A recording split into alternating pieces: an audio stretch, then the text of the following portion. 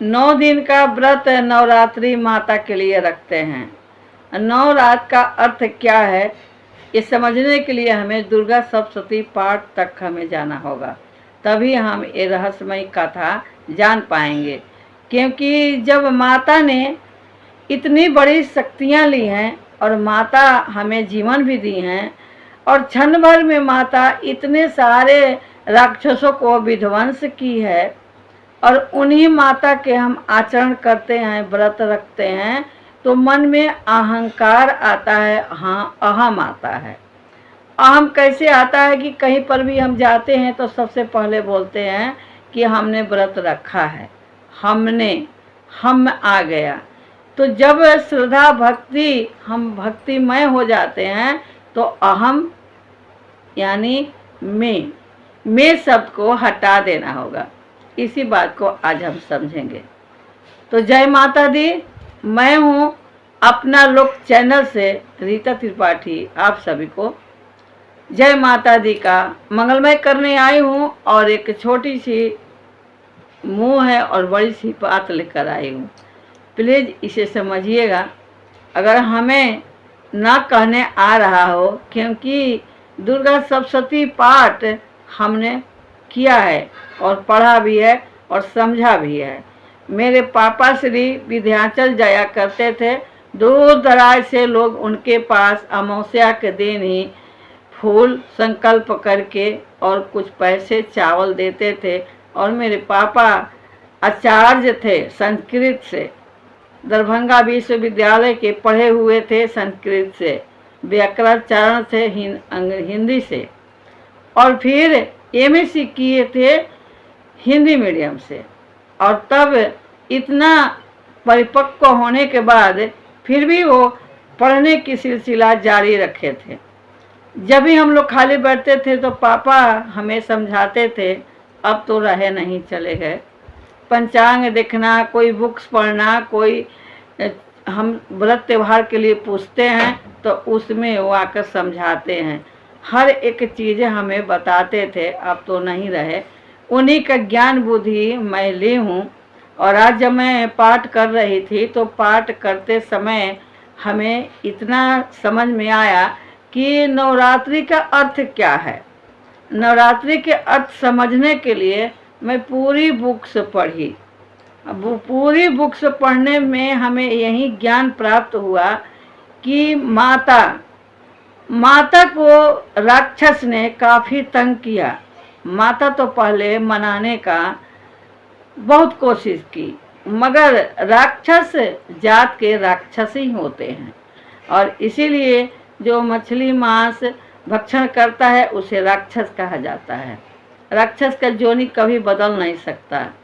तो राक्षसों ने माँ को सुंदरता देखकर मोहित हो गया था और बार बार बोल रहा था कि तुझे घसीट कर हम ले आएंगे।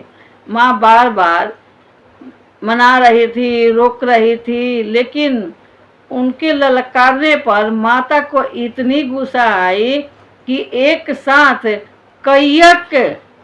कईयक देवी देवता इकट्ठा हो गई और सबने दांतों से, हाथों से, लातों से, मुंहों से इतने असुर को मार गिराया। लेकिन असुर भी कोई कम नहीं, किसी का हाथ काट दिया, किसी का पैर, किसी का नाक, फिर भी उस हाथ से भी कई एक असुर निकल जाते थे, भैंसे के रूप में, मनुष्य के रूप में, राक्षसों के रूप में, इस तरह का दैत्य तो निकल जाते थे। लेकिन मैया संहार करती गई। उस समय मैया का जो चेहरा था, ललाती जीभ को निकाले हुए काटती झाड़ती त्रस्त करती जा रही थी। समझ में नहीं आ रहा था कि किसको छोड़ेंगी और किसको छोड़ेंगी। शांत तब हुई थी जबकि देव लोग देख देख करके बहुत ही प्रफुल्लित भी हो रहे थे कि राक्षस का वध हो रहा है, लेकिन मन में ये भी था कि माता थक जाएगी तो इन्हें कैसे रोका जाए, अब तो पता नहीं कहाँ से कहाँ तक जाएंगी। तब शंकर भगवान ने अपना बुद्धि दिमाग खोला और लौट गए। और पता है आपको, माता जब सबका विध्वंस कर डाली, संहार हो गया, तो कहाँ गई थी? सबसे पहले विंध्याचल गई थी। इसलिए विंध्याचल में विंध्याचली माँ का पूजा का स्थान सबसे श्रेष्ठ माना गया है और वहाँ पर सभी हिंदू लोग जाते हैं, ब्राह्मण सभी लोग जाते हैं और वहाँ पर व्रत करते हैं। तो हमें दुर्गा सप्तशती पाठ को थोड़ा सा में नहीं लेना है, बहुत बड़ा समझना है।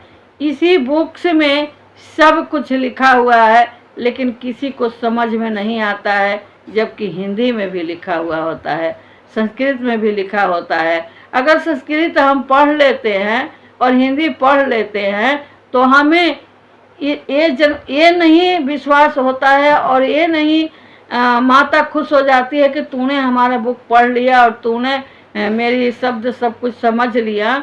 हमें माता के अंदर प्रवेश करने के लिए, माता के प्रेम में अपना प्रेम लगाने के लिए हमें अंदर के दिल को खोलना चाहिए।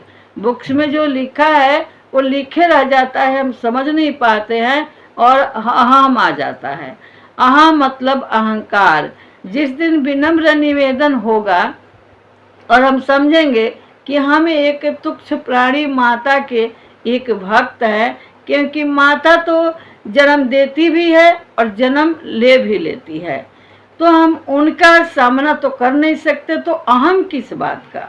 अहम तो बिल्कुल करना ही नहीं चाहिए। व्रत रखे हो तो आप अपने भलाई के लिए रखे हो, ताकि आप चाहते हो कि माता मेरी ये पूरा करें। लेकिन माता को अगर आप प्रसन्न करना चाहती हैं तो माता के अनुसार चलना पड़ेगा, या कि नवरात्र व्रत करने से होगा। नवरात्र व्रत करने से पहले आपको श्रद्धा, प्रेम और भाव और माता को मोहित करना होगा, तब जाकर माता प्रसन्न होती है। केवल दिखावे के लिए धूप जला देना, अगरबत्ती जला देना, सपूर दिया जला देना, कलश को रख लेना, कीर्तन ढोल को पीट देना और माता को आप समझ ही नहीं रही हैं, तो फिर क्या अर्थ निकलता है? कुछ भी अर्थ नहीं निकलता है। बस एक ही निकलता है कि मैं व्रत रखी हूँ। ये मैं जो है तो मैं को हटाना है, माँ को लाना है। अगर आप मांग रही हैं तो मांगने से आपको कुछ मिलने वाला नहीं है। अगर माँ को ही मांग लें तो आपको संपूर्ण शक्ति मिल गई और संपूर्ण राज और जितना भी सांसारिक सुख होता है माँ को ही मांगने से मिलेगा। इसलिए माँ को पूजा जाता है और माँ को माँ नाम इतना प्यारा है कि जब ये माँ अगर दिल से पुकारो ना तो माँ का शब्द घायल कर देता है, अंदर जा कर के बढ़ जाता है, क्योंकि वही माँ मेरी माँ है और वही माँ एक दिन छोड़कर चली जाती है तो तकलीफ होता है। और वो एक माँ वही है जो जन्म देती है, एक माँ जो है कर्म लिखी है। तो ये माँ शब्द को समझना बहुत ही मुश्किल है। इसलिए मैं नहीं, माँ है तो हम हैं, माँ नहीं तो कुछ नहीं। व्रत रखे हैं, रखिए। एक बार माँ का स्मरण आप अपने त्रिनेत्र से करती है, त्रिनेत्र खोल कर देखिए, आपके माँ के सामने आ जाए तो आपका जो ये शरीर है वो कांपने लगेगा और इतना सुकून मिलेगा, इतना शीतलता मिलेगा कि 9 दिन का व्रत को पता ही नहीं चलेगा कि हमने व्रत रखे हैं। हमें खाने पीने का जरूरत ही नहीं पड़ेगा और ना हमें फलहार चाहिए, ना हमें कोई सामान चाहिए, क्योंकि माँ सर्वस्व है, माँ सर्व कार्य करती है, माँ मंगल है और माँ के हम देन है। माँ को हमेशा हाथ जोड़ने के सिवाय कुछ नहीं। बस माँ के सामने बैठो तो इतना ही बोलो कि हे माँ, हमें तंत्र मंत्र नहीं आता, हमें कुछ नहीं आता, मैं तो तेरा दर्शन करने के लिए आई हूँ, मैं तेरा दर्शन चाहती हूँ, इसलिए दर्शन अपना दो माँ। माँ अब कहाँ हो, हमें अपना दर्शन दो माँ। अगर ऐसे भाव हम प्रकट करेंगे तो मैं शब्द निकल जाएगा और माँ शब्द आएगा। जहाँ तक मैं समझी यहीं तक मैं आप लोग को बताई। अगर मेरे वीडियो आप लोग को पसंद आता है तो अपना लोक चैनल को सर्च करके ज्वाइन जरूर कीजिएगा, लाइक कीजिएगा, कमेंट कीजिएगा और अपने जितने रिश्तेदार लोग हैं उनको भी शेयर कीजिएगा।